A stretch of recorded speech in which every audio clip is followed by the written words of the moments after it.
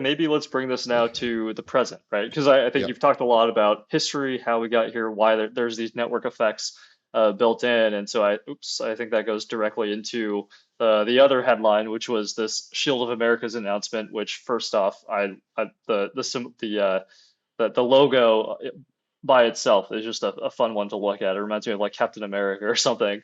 But maybe help us explain, for the audience here, how does the Shield Americas then plug in directly to this framework that you've outlined for us?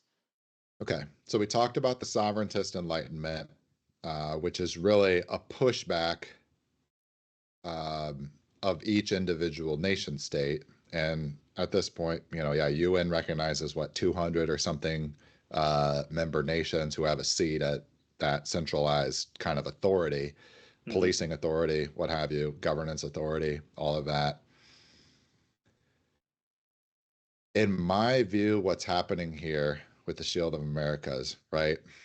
There's some antecedents in terms of like defense compacts that tried to get off the ground between, say, US or North American parties that have just been kind of false starts in the last 60, 70 years. What this kind of represents here, the Shield of America, is what, and Trump is setting up a lot of new like clubs, institutions, groups, et cetera. So Right. it's tough, I think, for most people to keep track of what's going on. The point of this one, this is an opt-in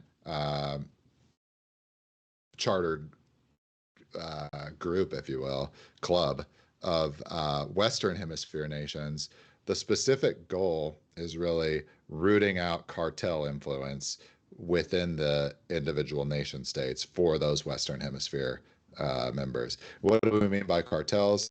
We mean entities involved in human trafficking, arms trafficking, drug trafficking, etc.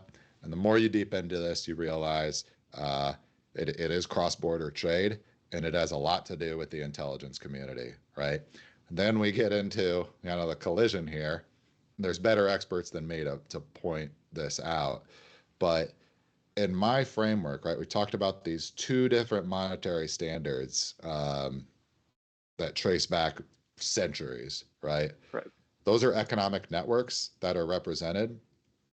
And I think those two things have been kind of interacting with each other. They sometimes they play nice, even within themselves. Sometimes they operate in the same money centers, New York, London, etc., Hong Kong.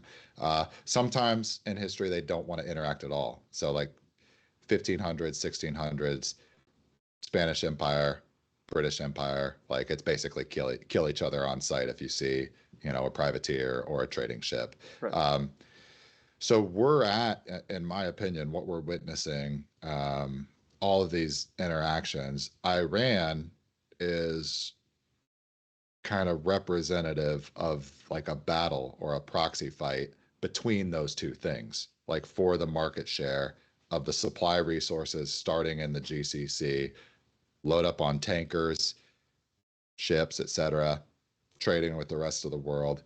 On the other side of that movement of goods, you have to have a financial transaction. In my opinion, that is where the rubber is meeting the road here.